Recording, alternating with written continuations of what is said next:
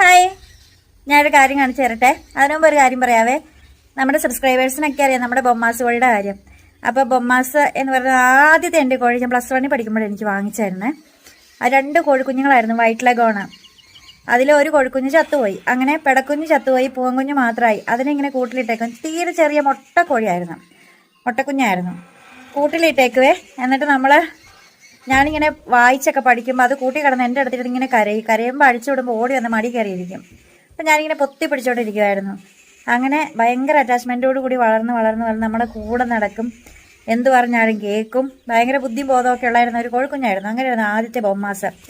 ഇപ്പോൾ ദാ 1 അല്ല 3 കോഴിക്കുഞ്ഞുങ്ങൾ. 2 നമ്മൾ കഴിഞ്ഞ ദിവസം കാശ് കൊടുത്ത് വാങ്ങിച്ചു. ദാ ഇപ്പോൾ ഈ തിരിഞ്ഞു വരുന്ന കക്ഷീനെ കണ്ടോ? ഇതിനെ നമ്മൾക്ക് തൊട്ടടുത്ത വീട്ടിലെ ചേട്ടൻ ആൻസിന് കൊടുത്തതാണ് കേട്ടോ. ആ ചേട്ടൻ വാങ്ങി 2 ഒരെണ്ണം ചത്തുപോയി, ഒരെണ്ണത്തിന് കമ്പനിയൊന്നുമില്ല, നീ എടുത്തോടാന്ന് പറഞ്ഞിട്ട് അവന് കൊടുത്തതാണ് കേട്ടോ.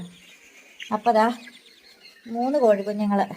അതുങ്ങളെ ഇതുപോലെ അറ്റാച്ച്മെൻറ്റോടുകൂടി വളർത്തണം. പിന്നെ എടുത്തു നടന്ന കോഴിക്കുഞ്ഞുങ്ങൾ വളരില്ല എന്നൊക്കെ കേൾക്കാം, പക്ഷെ അങ്ങനെയൊന്നുമില്ല കേട്ടോ. ഞാൻ എൻ്റെ ആദ്യത്തെ ബൊമ്മാസിനെ ഇതുപോലെ തന്നെ ഇങ്ങനെ മടിയിൽ വെച്ചിരുന്ന് ഇങ്ങനെ വായിച്ചു പഠിക്കുമായിരുന്നു. അവനിങ്ങനെ മടിയിലിരുന്നിരുന്ന് വളർന്ന ഒരു കോഴിക്കുഞ്ഞാണ്. എന്നിട്ടത് വലിയ പെരുത്ത ഒരു പൂവനായിരുന്നു, വലിയ കോഴിയായിരുന്നു, വൈറ്റ് ലെഗോൺ. പക്ഷേ ഇതങ്ങനെ വലിയ കോഴിയാവില്ല, ഇത് അലങ്കാര കോഴിയാണ് കേട്ടോ.